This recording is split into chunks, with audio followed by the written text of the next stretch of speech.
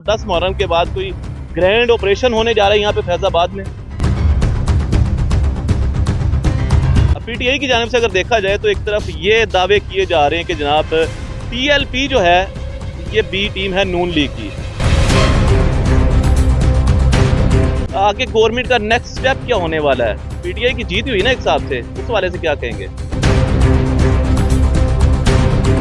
PTI निकली थी फलस्तीन के झंडे लेके, उनके झंडे खींच लिए गए थे कि यार ये पीटीआई की जानिब से निकाली जा रही है रैलियां। लेकिन कहते हैं कि बड़ा दुख है उन्हें कि इमरान रियाज खान साहब भी कह रहे हैं कि ये बड़े सुकून से जाके फैजाबाद बैठ गए हैं। 19 तारीख को जुडिशल कमीशन ऑफ पाकिस्तान का इजलास होने जा रहा है। सुप्रीम कोर्ट की इस वक्त पोजीशन ये है कि 8 जजेस पीटीआई के हैं, 7 जजेस जो हैं पीएमएलएन के हैं। पीटीआई पे पाबंदी का रेफरेंस है, वो गवर्नमेंट मूव करेगी काबीना की मंजूरी के बाद सुप्रीम कोर्ट। टेंशन दी जा रही है काजी फायद ईसा साहब को, उसकी मेन वजह क्या है? क्या पीटीआई को क्या मुल्क पाकिस्तान में कोई मार्शल लॉ की सिचुएशन नजर आ रही है आपको? बिस्मिल्लाहिर्रहमानिर्रहीम, अस्सलाम वालेकुम। यूटीवी ग्लोबल के नाज़रीन, मैं हूं आपका मेज़बान मानुल्लाह कायम खानी। नाज़रीन, उम्मीद करता हूं कि आप सब खैर व आफियत से होंगे।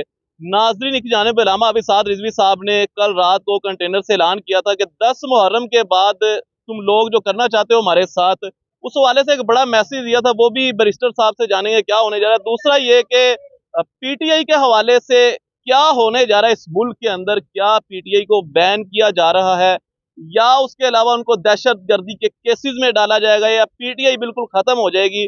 और उसके अलावा काजी फायद ईसा के हवाले से बहुत अहम अपडेट्स हैं, आइए जानते हैं बैरिस्टर उस्मान खिजर मांगर साहब से। तो चलते हैं। अस्सलाम वालेकुम। वालेकुम सलाम। उस्मान भाई कैसे हैं? सर अल्हम्दुलिल्लाह बिल्कुल ठीक ठाक। सर, सबसे पहले तो मुझे बताइएगा, फैजाबाद का धरना चल रहा है, अल्लामा अबीसाद रिजवी साहब ने कंटेनर से ऐलान किया था कि तुसी कल्ले कल्ले नहीं सब रल के आ जाओ, यानी कि जो उनका इशारा दिया गया था 10 मुहर्रम के बाद कोई ग्रैंड ऑपरेशन होने जा रहा है यहाँ पे फैजाबाद में। कल्ले कल्ले आ जाए फिर सानू मज़ा भी तो नहीं ना आंदा जी, इसलिए उन्होंने कहा कि रल के आ जाओ और एक ही दफ़ा आ जाओ, फैसला हो जाए कि इस्लाम ने गालिब आना है या यहूदियों के एजेंडा ने गालिब आना है। वो इतनी सी बात थी। मैंने इसको ज़रा पंजाबी में आंसर इसलिए किया कि नेक्स्ट स्टेप क्या होगा फिर? देखिए जी, हम तो चाहते हैं कि ये बड़ा एमिकेबली इसको सॉर्ट आउट कर लें। हमारे जो तीनों लेजिटिमेट मुतालबात हैं उनको मान लिया जाए। वो मुतालबात हमारे अलावा हर जी शऊर मुसलमान के भी हैं, तो हम तो उनकी मंजूरी के लिए पूरा उम्मीद हैं और हम निगोसिएशंस में भी जा रहे हैं और डायलॉग्स भी हो रहे हैं। और हम जो इस प्रोसेस को रेजोल्यूशन थ्रू डायलॉग के हम ही हैं। लेकिन अगर कोई बदमाशी करेगा, कोई ये समझेगा कि ये नंबर्स में कम है, कोई ये समझेगा कि शायद इनके साथ जुल्म ज़्यादती की जा सकती है, तो ये फिर उसकी खाम ख्याली है। फिर हम भी पूरी तरह मुकाबला करने को तैयार हैं, क्योंकि हम टैक्स पेयर्स हैं और हमारे पैसे से ये रियासत चलती है, ये हुकूमत चलती है। ऐसा नहीं हो सकता कि हम टैक्स भी दें और हम इनसे शेल भी खाएं, गोलियां भी खाएं, डंडे भी खाएं। फैसला करना होगा कि आप हमें एज एक मॉब लेंगे, एज वायलेंट एक्सट्रीमिस्ट लेंगे, या आप एज पैट्रियट पाकिस्तानी लेंगे। हम अपने आप को एज पैट्रियट पाकिस्तानी रिप्रेजेंट करते हैं और हम कह रहे हैं, जब आप मान रहे हैं कि हमारे तीनों मुतालबात लेजिटिमेट हैं, तो फिर उनको मानने में प्रॉब्लम क्या है? फिर आप वो प्रॉब्लम खोल के सामने लेके आए। अच्छा उस्मान भाई, मुझे बताइएगा, गवर्नमेंट को बड़ी शिकस्त मिली है सुप्रीम कोर्ट में। अब पीटीआई की जानिब से अगर देखा जाए तो एक तरफ ये दावे किए जा रहे हैं कि जनाब पीएलपी जो है ये बी टीम है नून लीग की, दूसरी जानिब जो है वो गवर्नमेंट को शिकस्त मिल गई है। अब मुझे दोनों के जवाब दीजिए, तो बी टीम के हवाले से, दूसरा ये कि आगे गवर्नमेंट का नेक्स्ट स्टेप क्या होने वाला है? पीटीआई की जीत हुई ना एक हिसाब से, उस हवाले से क्या कहेंगे? तो सबसे पहले बात कर लेते हैं बी टीम की। क्या इनको अभी तक 2016 से लेके आज 2024 आ गए, इनको यही यकीन नहीं आया कि ये किसी की बी टीम नहीं है, ये इस्लाम की ए टीम है, ये मुसलमानों की ए टीम है। तो इनको अगर अभी तक ये यकीन नहीं आ रहा, तो फिर मेरा ख्याल है कि इनमें ईमान की कमी है, इनमें यकीन की कमी है। अल्हम्दुलिल्लाह हम किसी की बी टीम नहीं है। हमारी अपनी एक पॉलिसी है, हमारा अपना एक नज़रिया है, हमारी अपनी एक आइडियोलॉजी है, और उस आइडियोलॉजी पे बेस करके हमारे तमाम स्टेप्स जो हैं वो लिए जाते हैं। और बड़ी सीधी सीधी बात है, देखें, बी टीम आप हमें क्यों कह सकते हैं? हमारे पास हमारी बात ये कह रहे हैं कि देखें, पीटीआई निकली थी फलस्तीन के झंडे लेके, उनके झंडे खींच लिए गए थे कि यार ये पीटीआई की जानिब से निकाली जा रही है रैलियां। लेकिन कहते हैं कि बड़ा दुख है उन्हें कि इमरान रियाज खान साहब भी कह रहे हैं कि ये बड़े सुकून से जाके फैजाबाद बैठ गए हैं। सर, ये बाबे के पुत्र हैं, ये कोई नाचने वालों के पुत्र तो नहीं है। ठीक है, तो ये अपना हक लेना जानते हैं। इमरान रियाज खान की मुझे लगता है थोड़ी ट्यूनिंग कम हुई है, ज़्यादा होनी चाहिए थी। ठीक है, और वो होगी उसकी अभी। वो सहाफ़ी बने, वो पीटीआई का दलाल ना बने। ठीक है, मैं बड़ा सख्त लफ्ज़ यूज़ कर रहा हूँ। वो पीटीआई की सहाफ़त करे, पीटीआई का वर्कर बन जाए, हमें कोई इतराज़ नहीं है, पूरी पीटीआई के वर्कर है ना, हम उनकी रिस्पेक्ट करते हैं। लेकिन अगर कोई आप इस तरह कीचड़ उछालेंगे तो फिर हमें भी उछालना आता है। इमरान रियाज को हम इतनी इंपॉर्टेंस नहीं देते। बाकी बात ये है कि अगर बंदे में दम खम हो, बंदे की जमात में दम खम हो और बंदों के लीडर में दम खम हो, तो फिर फैज़ाबाद दूर नहीं है, फिर बंदे आ ही जाते हैं। सही हो गया। और मुझे अगर बताएं कि और अगर अगर यहाँ पे आके कॉन्सर्ट होना होता तो फिर रास्ते में झंडे छीन लिए जाते हैं और लाहौर में ही पकड़ लिया जाता है। सर मुझे बताएं गवर्नमेंट का नेक्स्ट स्टेप क्या होने वाला है? अभी तो देखें जी, इनको शिकस्त मिली है सुप्रीम कोर्ट में। गवर्नमेंट अब ये करने जा रही है कि 19 तारीख को ये लाइक में बड़ी आपको इम्पोर्टेंट डेवलपमेंट है जो कि अभी तमाम ऐवानों में डिस्कस हो रही है। अभी डिस्कस हो रही है और आप ब्रेक करने वाले हैं। Sorry, I am breaking this. 19 तारीख को जुडिशल कमीशन ऑफ पाकिस्तान का इजलास होने जा रहा है। सुप्रीम कोर्ट की इस वक्त पोजीशन ये है कि 8 जजेस पीटीआई के हैं, 7 जजेस जो हैं पीएमएलएन के हैं, और हमारा और बाकी जो 90% इस मुल्क की कौम है, अवाम है, उसका जज है ही कोई नहीं है। तो अब वो जो पलड़ा भारी हो गया पीटीआई का सुप्रीम कोर्ट में, उसको बैलेंस करने के लिए 19 तारीख को गवर्नमेंट ऑफ पाकिस्तान ने एक जो अंडर द टेबल उनकी एक स्ट्रेटजी बनी है, उसको देखते हुए काजी फाइज ईसा ने supreme judicial council of Pakistan का इजलास तलब कर लिया है। और उस इजलास में 4 रिटायर्ड जजेस को दोबारा 3 साल के लिए सुप्रीम कोर्ट का जज बनाया जा रहा है। जब वो 4 जजेस सुप्रीम कोर्ट के जज बन जाएंगे तो फिर जो पीएमएलएन के जजेस की तादाद है, मैं बड़ा ओपनली कह रहा हूँ, वो फिर 11 हो जाएगी और जो पीटीआई के जजेस की तादाद है वो 8 रह जाएगी। इसमें क्योंकि गवर्नमेंट ने रिव्यू पिटीशन फाइल कर दी है, तो रिव्यू पिटीशन अगर फुल कोर्ट, क्योंकि पहले भी फुल कोर्ट ने उसकी हियरिंग की है, तो कानून के मुताबिक आगे जो नई फुल कोर्ट होगी वो भी उसकी रिव्यू पिटीशन वही सुनेगी। तो उस फुल कोर्ट में आपके पास जो है 8 जजेस पीटीआई के होंगे और 11 जजेस नून लीग के होंगे। तो जो ये सीटें दी गई हैं मखसूस नशिस्तें, इसको ख़त्म कर दिया जाएगा। दूसरा, जब ये ख़त्म कर दिया जाएगा तो एक और भी हो सकता है, ये नहीं कि बिल्कुल ख़त्म करके नून लीग को दे दी जाएँ या उनके इत्तेहादियों को दे दी जाएँ। ऐसा भी हो सकता है कि वो ना नून लीग को दी जाए, ना सुन्नी इत्तेहाद कौंसिल को, ना पीटीआई को। उस सूरत में फिर जो बाकी हाउस में जो बाकी नशिस्तें रह जाती हैं, उन नशिस्तों के ऊपर देखा जाएगा कि 2/3 अक्सरियत क्या बनती है। और अगर उस हिसाब से देखा जाए तो फिर हुकूमत की 2/3 अक्सरियत अभी बन जाती है। उसके बाद आप कॉन्स्टिट्यूशनल अमेंडमेंट करने जा रहे हैं, और कॉन्स्टिट्यूशनल अमेंडमेंट ये मैंने आज से 1.5-2 साल पहले बताया था, जब काजी फाइज ईसा चीफ जस्टिस का हलफ लिया था। मैंने उस वक्त भी बताया था कि काजी फाइज ईसा को एक्सटेंशन दी जाएगी। एक्सटेंशन दी जा रही है काजी फाइज ईसा साहब को, बिल्कुल जी, उसकी मेन वजह क्या है? क्या पीटीआई को? जी सर, बिल्कुल काजी फाइज ईसा को एक्सटेंशन इसलिए दी जा रही है कि अगले दो जजेस आ रहे हैं, जो सुप्रीम कोर्ट के चीफ जस्टिस आ रहे हैं, वो दोनों प्रो पीटीआई हैं। तो उस एलिमेंट को एलिमिनेट करने के लिए काजी फाइज ईसा को जो है उसको एक्सटेंशन देने का, ये पाकिस्तान में कॉन्स्टिट्यूशनल अमेंडमेंट के बाद ये पॉसिबल होगा।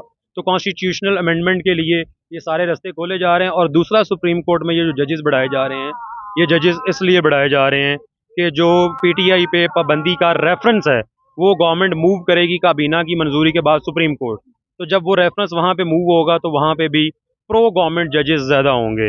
ये बातें तो पीटीआई वालों को करनी चाहिए, लेकिन वो आजकल जो है मसरूफ़ हैं टीएलपी पे तनकीद करने में। तो आप एक तरफ काजी फाइज ईसा साहब को एक्सटेंशन अगर आप कह रहे हैं मिल रही है, तो एक ही जानिब इमरान रियाज खान कह रहा है कि काजी फाइज ईसा को चाहिए कि फैजाबाद के मामले को दोबारा देखे।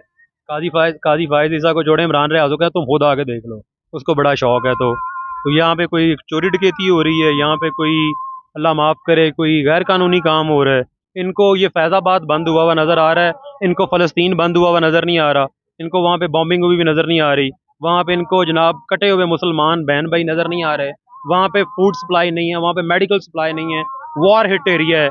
वॉर हिट एरिया में ये इंटरनेशनल कानून है कि वहाँ पे फूड और मेडिकल सप्लाई कट ऑफ नहीं की जा सकती, इनको वो नज़र नहीं आ रही। मैं तो पता नहीं ये किस तरह के लिबरल्स हो चुके हैं। लिबरल होना कोई बुरी बात नहीं है, लेकिन लिबरल के साथ बेगैरत हो जाना बहुत बुरी बात है। एक एक एक ऊंट की टांग कटी तो पूरे पाकिस्तान में कोहराम मच गया।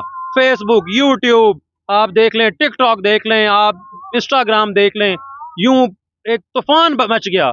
और यहाँ पे हर रोज हजारों फलस्तीनी बहन भाई शहीद हो रहे हैं, लेकिन इनकी जुबान से एक लफ्ज नहीं निकल रहा। लफ्ज क्या निकलना है, उल्टा तनकीद कर रहे हैं टीएलपी पे, पीटीआई वाले बैठ के। भाई तुम तनकीद ना करो, तुम आओ हमारे साथ यहाँ पे इस दे रहे हैं आप यहाँ पे उन्हें, यहाँ पे आए, हिस्सा बने। क्योंकि थोड़ा सा लफ्ज जो है ना तल्ख अल्फाज इस्तेमाल कर लेता हूँ। देखें, घर बैठ के इद्दत में शिद्दत वाला केस चल रहा है, तो उस केस में, और ये दूसरा जो जलाओ गिराओ किया है, इसमें बैन हो गया एज अ पॉलिटिकल पार्टी। ठीक है, तो उसको तो ये तो फिर आसान अल्फाज में कहूँगा, ये तो कुत्ते की मौत मरना है घर बैठ के। ठीक है, तो उससे अच्छा है कि यहाँ पे आके ये जो हिस्ट्री इन मेकिंग है, ये जो एक तारीखी काम हो रहा है अपने फ़लस्तीनी बहन भाइयों के लिए, इसमें शामिल हो जाएं और इसमें शामिल होकर अपनी जमात बैन करवा लें। कम से कम रोज़े महशर जो है अल्लाह ताला को मुंह दिखाने के काबिल हो जाएंगे। सर मुझे लास्ट में बताइएगा कि जब काजी फाइज ईसा साहब को एक्सटेंशन मिलेगी और पीटीआई को अगर आप कह रहे हैं कि साइड से कोने से लगाने की कोशिशें की जा रही हैं, तो क्या मुल्क पाकिस्तान में कोई मार्शल लॉ की सिचुएशन नजर आ रही है आपको? सर देखिए, इस वक्त पाकिस्तान में कन्फ्रंटेशन है। मैं बड़ी खुली खुली बात करता हूँ। ठीक है, क्योंकि जब बंदा सच बोलता है तो उसको ना तो इन्हें अदालत का ख़तरा होता है और ना किसी और चीज़ का ख़तरा होता है। पाकिस्तान में इस वक्त कन्फ्रंटेशन है सुप्रीम कोर्ट की और आपकी जो है इस्टेब्लिशमेंट, उसकी इस्टेब्लिशमेंट कुछ और चाहती है, सुप्रीम कोर्ट कुछ और चाहती है। अभी जो 8 जजेस हैं मैंने आपको बता दिया है। जब उनकी कन्फ्रंटेशन है और इस्टेब्लिशमेंट जब भी जंग हारने लगती है, इस्टेब्लिशमेंट जब भी जो है स्टेप बैक कर जाती है या बैक स्टेप पे चली जाती है या पुश्ड बैक हो जाती है इस्टेब्लिशमेंट, तो उस वक्त इस्टेब्लिशमेंट क्या करती है, वो मार्शल लॉ इम्पोज कर देती है। आप पाकिस्तान में जब जब मार्शल लॉ इम्पोज हुआ है, आप तब देख लें, तब इस्टेब्लिशमेंट को शिकस्त हुई है अदालतों से, इदारों से। तो फिर उन्होंने अदालतों के क्यों मार्शल लॉ होता क्या है? मार्शल लॉ ये होता है कि मुल्क का आइन मुअत्तल कर देना। और सुप्रीम कोर्ट ऑफ पाकिस्तान किस पे चलती है? मुल्क के आइन पे। अगर सुप्रीम कोर्ट की और इस्टेब्लिशमेंट की जंग होगी और वो जंग सुप्रीम कोर्ट जीत रही होगी, तो इस्टेब्लिशमेंट आपका आइन मुअत्तल करके मार्शल लॉ लगा सकती है। ये बात मैं काफ़ी देर से मैं कर रहा हूँ। मेरी अकल समझ के मुताबिक सिविल मार्शल लॉ ऑलरेडी लगा हुआ है, लेकिन अगर ये स्कफल और ज़्यादा हो जाता है, ये ज़्यादा स्कफल्ड हो जाते हैं, ज़्यादा ये कन्फ्रंटेशन वाली पोजीशन में आते हैं, तो फिर इस्टेब्लिशमेंट खुल के आएगी, खुल के खेलेगी और मार्शल लॉ इम्पोज कर देगी। मुझे ये मेरा पर्सनल पॉइंट ऑफ व्यू है, ये मेरी पॉलिटिकल अंडरस्टैंडिंग के अकॉर्डिंगली पाकिस्तान को उस तरफ पुश किया जा रहा है। लास्ट मेरा क्वेश्चन आपसे, आप टीएलपी को ओन भी करते हैं, बल्कि आप कहते हैं कि मैं कोई ओहदेदार नहीं हूँ बल्कि एक आम कारकुन हूँ। मुझे बताइएगा कि अल्लामा हाफिज साद रिजवी साहब समेत क़यादत और तहरीक लबैक पाकिस्तान के कारकुनान यहाँ पे फैज़ाबाद धरना दिए हुए हैं। बड़ा एक अच्छा कॉज है स्पेशली, और बड़े मैं समझता हूँ कि छोटी सी डिमांड्स हैं जो उन्होंने की हैं। अगर कभी वक्त आता है साद रिजवी साहब आपको कहते हैं, आज हमने देखा आप लंगर भी तकसीम कर रहे थे और पहले भी करते होंगे, हमने तो अभी आपको देखा कि जी उस्मान मांगर साहब आपकी ड्यूटी लगाते हैं कि आप जाएं गजा में, जाएं वहां पे जाके लंगर तकसीम करें, तो क्या समझते हैं आप कितना टाइम लगाएंगे जाने में? उनके मुंह से ये लफ्ज़ निकलने की देर होगी, और मुझे क्या चाहिए। और यार, कोई लंगर तकसीम मैंने किया, मुझे पहले भी सहाफ़ियों ने पूछा है, लंगर तकसीम किया तो कोई एहसान किया है? सारा दिन इन्हीं बहन भाइयों के साथ बैठ के खाता हूँ। तो अगर उनके साथ मैंने अपना कुछ शेयर कर लिया तो ये कोई बड़ी बात नहीं है, ये कोई अनहोनी बात नहीं है। ऐसा ही है, मेरा जहाँ दिल करता है, जिस कैंप में दिल करता है, मैं चले जाता हूँ। उनके पास जो होता है वो मुझे पेश कर देते हैं। चाय है वो देते हैं, लस्सी है वो देते हैं, पानी है, शरबत है वो देते हैं, खजूरें हैं वो देते हैं। तो मैंने कर लिया, तो मैंने कौन सा कोई अनोखा काम कर लिया? मैं भी एक वर्कर हूँ, मैं उनके बीच में से हूँ, उनकी ज़रूरियात को समझता हूँ, उनके साथ मैं रहता हूँ, उनके साथ वक्त गुजार रहा हूँ। तो हर चीज़ को मैं समझता हूँ, ये मेरी ड्यूटी है। अगर अल्लाह ताला ने मुझे बाबा जी के फैज़ान से ये सब कुछ दिया हुआ, तो ये मेरी ड्यूटी है और मैं उस ड्यूटी को करूँगा इंशाल्लाह जी। सर बहुत शुक्रिया। Thank you very much.